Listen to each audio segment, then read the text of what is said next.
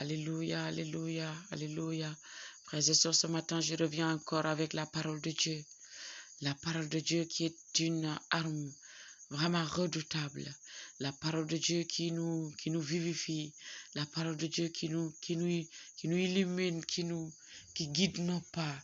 Ce matin, je reviens avec ces versets qui se trouvent dans le livre de 2 Chroniques, au chapitre 7, verset 14, qui nous dit: si mon peuple sur qui est invoqué mon nom s'humilie, prie et cherche ma face, et s'il se détourne de ses mauvaises voies, je l'exaucerai des cieux, je lui pardonnerai son péché et je guérirai son pays. Alléluia. La parole de Dieu dit: si mon peuple, il commence par une condition. Si mon peuple, sur qui est invoqué mon nom. Si le peuple de Dieu, sur qui est invoqué son nom, le Seigneur dit: s'il s'humilie, s'il prie et s'il cherche sa face. Deux verbes d'action, trois verbes, je vais dire, qui se succèdent, et que le peuple de Dieu sur qui le nom du Seigneur est invoqué doit agir.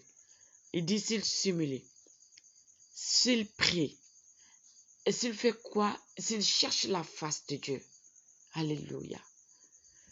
Aujourd'hui, frères et sœurs, le monde va d'une telle allure que même les enfants de Dieu, ils n'ont plus le temps.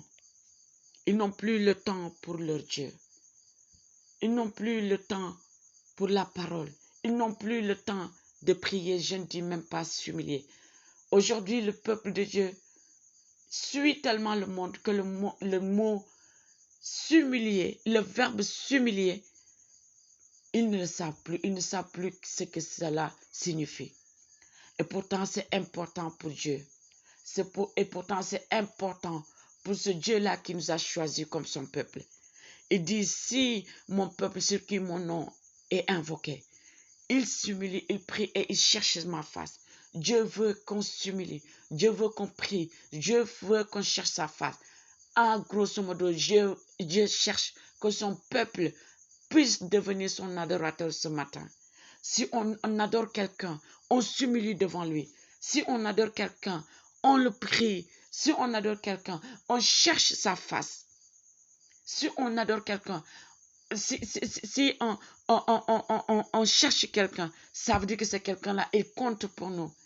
Dieu veut que nous lui démontrions notre amour. Dieu veut que nous soyons ses adorateurs.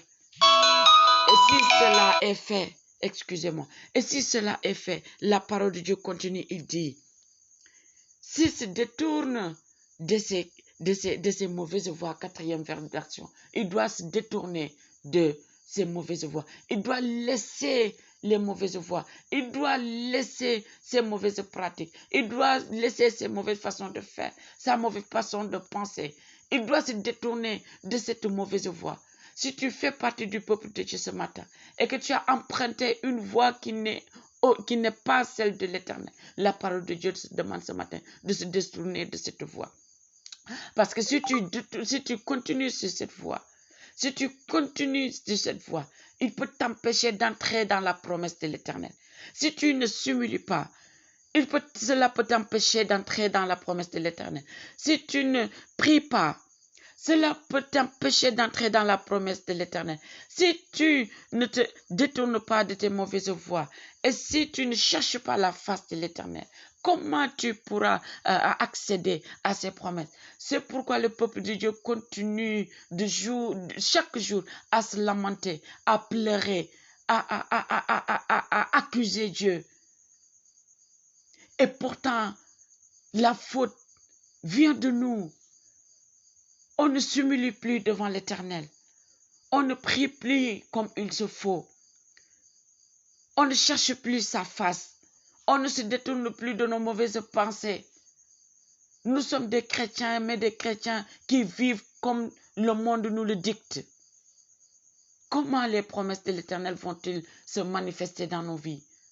Comment, si nous continuons ainsi, comment pouvons-nous entrer dans les promesses que notre Père nous a données? Avant d'accéder aux promesses de l'Éternel, il faut d'abord remplir les conditions qu'il nous demande. Et les conditions qu'il nous demande, ce n'est rien d'autre si ce n'est cultiver, que le peuple de Dieu cultive cette relation qu'il a avec son Dieu. Que le peuple de Dieu cultive cette relation qu'il a avec son Dieu. Une relation, on l'entretient. On ne peut pas dire qu'on est en relation avec quelqu'un et cette relation-là, on ne l'entretient pas. Si on n'entretient pas une relation, cette relation va finir par mourir. Et Dieu ne veut pas cela. Dieu ne veut pas que notre relation avec lui meure.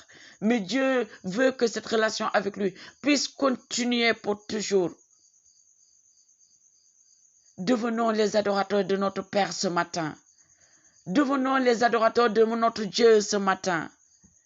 Père cherche des adorateurs. Père ne cherche pas des personnes qui viennent et qui s'inscrivent et qui s'en vont. Dieu cherche des adorateurs. Dieu cherche des collaborateurs. Dieu cherche un peuple qui s'humilie, qui l'adore. Dieu cherche un peuple qui l'aime lui aussi. Ainsi, il va nous exaucer des cieux. Alléluia, tel ce n'était pas le cas. Dieu ne l'aurait pas dit. Mais ça veut dire que c'est son désir. Le désir de Dieu ce matin, c'est de t'exaucer.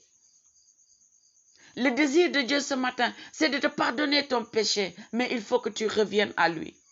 Le désir de Dieu ce matin, c'est de guérir ton pays. C'est toi qui connais ce qui est ton pays ce matin. Ton pays peut être vraiment ton corps. Parce que tu souffres de ton corps. Ton pays souffre. Ton pays ce matin peut être vraiment ton travail, ta vie. Ton pays peut être ton couple. Ton pays peut être le business que tu fais. Ton pays peut être ta relation peut-être avec tes parents. Ton pays peut être ta famille. Ton pays peut être ton ministère ce matin. Mais la bonne nouvelle est que Père veut guérir ton pays. La bonne nouvelle est que Dieu Tout-Puissant veut t'exaucer des cieux. La bonne nouvelle aujourd'hui, c'est que Dieu veut te pardonner ton péché. Mais il faut d'abord que tu sois son adorateur. Il faut que tu s'humilies.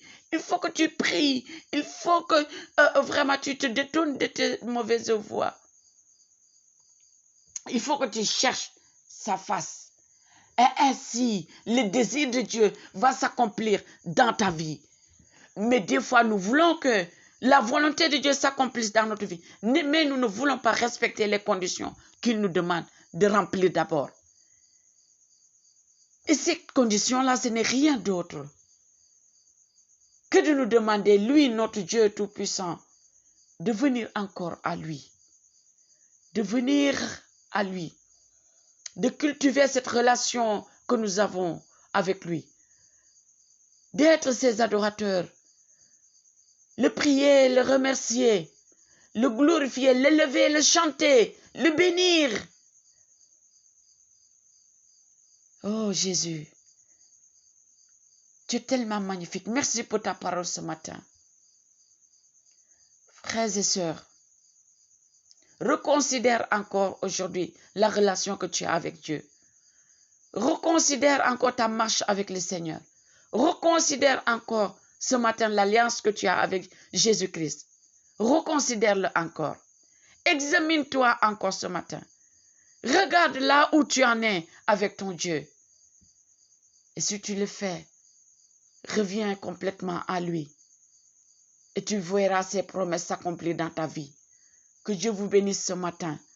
C'est avec ces versets que je voudrais bénir quelqu'un, que je voudrais fortifier quelqu'un et me fortifier moi-même, à reprendre courage et à revenir à notre Dieu, afin que notre pays soit guéri, afin que notre prière puisse être exaucée des cieux, afin que notre péché soit pardonné. Que Dieu vous bénisse. Amen.